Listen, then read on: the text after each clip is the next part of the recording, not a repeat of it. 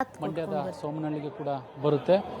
ಇಲ್ಲಿ ಅಂತ್ಯಕ್ರಿಯೆಗೆ ಸಾಕಷ್ಟು ಸಕಲ ಸಿದ್ಧತೆಯನ್ನು ಕೂಡ ಮಾಡಿಕೊಂಡಿರುವಂಥದ್ದು. ಇಲ್ಲಿ ಅವರ ದೂರದ ಸಂಬಂಧಿಗಳು ಜೊತೆಗೆ ಸೋದರ ಸಂಬಂಧಿಗಳು ಎಲ್ಲರೂ ಕೂಡ ಇಲ್ಲಿ ಬಂದು ಈಗಾಗಲೇ ಅಂತಿಮ ದರ್ಶನವನ್ನು ಪಡೀಲಿಕ್ಕೆ ರೆಡಿಯಾಗಿ ಇರುವಂತಹ ದೃಶ್ಯಾವಳಿಗಳನ್ನು ಕೂಡ ನೋಡ್ತಾ ಇರ್ಬೋದು. ಬೆಳಿಗ್ಗೆಯಿಂದಲೂ ಕೂಡ ಅವರ ಪಾರ್ಥಿವ ಶರೀರದ ಅಂತಿಮ ನಮನವನ್ನು ನೋಡಲಿಕ್ಕೆ ಅಂದರೆ ಸಲ್ಲಿಸೋದಕ್ಕೆ ಬಂದಿರುವಂಥದ್ದು. ನಮ್ಮ ಜೊತೆಗೆ ಹಿರಿಯ ಮಹಿಳೆಯರಿದ್ದಾರೆ. ನೀವು ಎಲ್ಲಿಂದ ಬಂದಿದ್ದೀರಿ? ಎಸ್ ಎಂ ಕೃಷ್ಣ ಅವ್ರಿಗೆ ಏನಾಗಬೇಕು? ಸೋಮನಹಳ್ಳಿಲಿ ಅವ್ರು ಹುಟ್ಟಿದ ಮನೇಲಿ ಇದ್ದೀವಿ. ಕೃಷ್ಣವ್ರ ಹುಟ್ಟಿದ ಮನೇಲಿ ಊರೊಳಗಡೆ 300 ವರ್ಷದ ಮನೆ, ಅಲ್ಲೇ ಇರೋದು ನಾನು. ಕೃಷ್ಣವ್ರಿಗೆ ಸೋದರ ಮಾವ ಆಗಬೇಕು. ಹೇಗಿದ್ರು ನಿಮ್ಮ ಜೊತೆ ಎಲ್ಲ ಒಡನಾಟ ಹೇಗಿತ್ತು? ಎಸ್ ಎಂ ಕೃಷ್ಣ ಅವ್ರ ಒಡನಾಟ ತುಂಬ ಪ್ರೀತಿ ವಿಶ್ವಾಸವಾಗಿ ಎಲ್ಲರನ್ನೂ ಮಾತಾಡಿಸ್ಕೊಂಡು ಚೆನ್ನಾಗಿ ಮನೆಗೆ ಬಂದರು. ಎಲ್ಲರನ್ನೂ ಮಾತಾಡ್ಸೋರು. ಅವರು ಫಂಕ್ಷನ್ಗಳಿಗೆ ನಾವು ಹೋಗಿ ಭಾಗವಹಿಸ್ತಿದ್ವಿ. ಅವ್ರ ಜೊತೆಲೆಲ್ಲ ಮಾತಾಡೋರು. ಜನ ಜಾಸ್ತಿ ಇದ್ದರೆ ನಾವು ಮೇಲಿಂದ ಇದು ಮಾಡಿದ್ವಿ, ನಮಸ್ತೆ ಮಾಡ್ತಿದ್ದೋ. ತುಂಬ ಸರಳವಾಗಿದ್ದರು. ತುಂಬ ನಮ್ಮ ವಂಶದ ಕೆಲಸ ಇವತ್ತು ದಿವಸ ಹೊಟ್ಟೋಯ್ತು ಅಷ್ಟೇ ಹೇಳೋದು. ನಾನು ಇನ್ನೇನು ಹೇಳೋಕ್ಕಾಗಲ್ಲ. ನೆನ್ನೆ ಎಲ್ಲ CM ರಾಜ್ಯಪಾಲರಾಗಿದ್ದರು, CM ಆಗಿದ್ದರು, ಎಲ್ಲ ಆಗಿದ್ದರು. ಡೆಲ್ಲಿಗೆ ಅವರು ಇದ್ದಾಗ ನಮ್ಮನ್ನೆಲ್ಲ ಟೂರ್ ಕಳಿಸಿದ್ರು. ಡೆಲ್ಲಿಯಿಂದ ಅಲ್ಲಿ ಜೈಪುರ ಆ ಕಡೆ ನೋಡೋಕ್ಕೆ ಎಲ್ಲ ಹೋಗಿದ್ವಿ. ಎಲ್ಲ ತುಂಬ ಪ್ರೀತಿ ವಿಶ್ವಾಸ ಮಾಡ್ತಿದ್ರು. ನಮ್ಮ ತಾಯಿ ಅಕ್ಕನ ಮಗಳೇ ನಾನು. ಕೃಷ್ಣವ್ರಿಗೆ ಮಗಳಾಗಬೇಕು. ಅದೇ ಅವ್ರು ಹುಟ್ಟಿದ ಮನೆಯೊಳಗೆ ನಾನು ಬೇರಿದ್ದು. ಅವರು 6 ವರ್ಷ ಅಲ್ಲೇ ಇದ್ದದ್ದು ಹುಟ್ಟು. ಆ ಬ್ರದರ್ಸಲ್ಲಿ ಅಣ್ಣ ತಮ್ಮಂದಿರೆಲ್ಲ ಬೇರೆಯಾಗಿ ಕೊನೆಗೆ ಓದಿದ್ದು.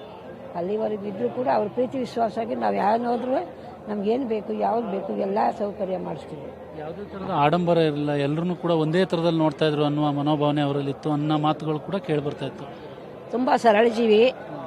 ಯಾರೇ ಹೋದ್ರು ಬಡವರು ಶ್ರೀಮಂತರು ಇವರು ಅಂತ ಇದನ್ನು ಮಾಡ್ತಿರ್ಲಿಲ್ಲ.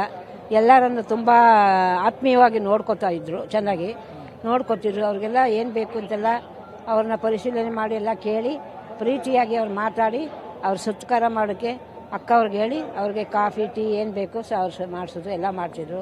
ಅವ್ರು ಹಳ್ಳಿಯಿಂದ ಬಂದವ್ರು ಯಾರು ಹೋಗ್ಬೇಕಾದ್ರೆ ಕಾರಲ್ಲಿ ಬಸ್ ಸ್ಟ್ಯಾಂಡ್ ಬಿಡಿಸ್ಕೊಡ್ತಿದ್ರು. ಎಲ್ಲ ಮಾಡ್ತಿದ್ರು. ಅವರು ಇವತ್ತು ಸತ್ತಿರೋಗಿರೋದ್ರಿಂದ ನಮಗೆ ನಮ್ಮ ವಂಶದ ಕೆಲಸ ಹೊಟ್ಟೋಯ್ತು ಇವತ್ತು ಅಂತ ನಮಗೆ ತುಂಬ ದುಃಖ ಆಗ್ತಾಯಿದೆ.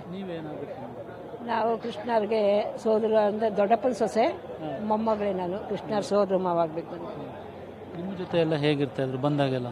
ನಾವು ಬಂದಾಗ ನಮ್ಮನ್ನು ಕೇಳೋರು, ಯಾಕಂಬ ಏನೋ ಮಕ್ಕಳೆಲ್ಲ ಓದ್ತಾ ಇದ್ದಾರಾ, ಚೆನ್ನಾಗಿದ್ದಾರಾ, ಎಲ್ಲ ಚೆನ್ನಾಗಿದ್ದಾರಾ, ಮಕ್ಕಳನ್ನ ಓದಿಸ್ಬೇಕು ಹಾಗೆ ಹೀಗೆ ಅಂತೆಲ್ಲ ಕೇಳೋರು. ಎಲ್ಲ ಮಾತಾಡೋರು. ಅವರೆಲ್ಲರೂ ಹೊಟ್ಟೋಗಿದ್ರೆ ನಾವು ಅವ್ರು ಬರುವವರೆಗೂ ಕಾದ್ಬಿಟ್ಟು ಅವ್ರನ್ನ ದರ್ಶನ ಮಾಡ್ಕೊಂಡು ನಾವು ಬರ್ತಿದ್ವಿ. ಅಷ್ಟೇ ಚೆನ್ನಾಗಿ ನಗುಮಕ್ಕಳಲ್ಲಿ ಮಾತಾಡಿಸಿ ನಮ್ಮನ್ನು ಬೀಳ್ಬಡ್ತಿದ್ವಿ. ತುಂಬ ಚೆನ್ನಾಗಿ ಪ್ರೀತಿ ವಿಶ್ವಾಸವಾಗಿದ್ದು. ಅಂಥವ್ರಿಗೆ ಸಿಗೋದು ಇಲ್ಲ, ಹಿಂದೂ ಸಿಗಲ್ಲ, ಮುಂದೆ ಸಿಗಲ್ಲ, ಇನ್ನು ಏನೂ ಆಗಿ ಸಿಗಲ್ಲ. ಅಷ್ಟೇ ಇನ್ನು ಹೇಳೋಕ್ಕೆ ಅಷ್ಟೇ. ನಾವು ನೆನ್ನೆಯಿಂದ ಅಲ್ಲಿ ಮನೆ ಹೊರಗಡೆ ಫೋಟೋ ಇಟ್ಕೊಂಡು ಎಲ್ಲ ವಿಡಿಯೋದವರು ಬಂದರು. ಎಲ್ಲರಿಗೂ ಮಾಹಿತಿ ಕೊಟ್ಟಿದ್ದೀನಿ. ಇನ್ನೇನು ಹೇಳಲಿಯಪ್ಪ ನಾನು. ಎಲ್ಲ ದುಃಖ ಆಗಿದೆ. ನಮ್ಮ ಇದಕ್ಕೆ ಇವತ್ತು ಸೋಮನಹಳ್ಳಿಗೆ ಒಂದು ಕೆಲಸ ಹೊಟ್ಟೋದಂಗಾಯ್ತು. ಅಷ್ಟೇ ಸರ್.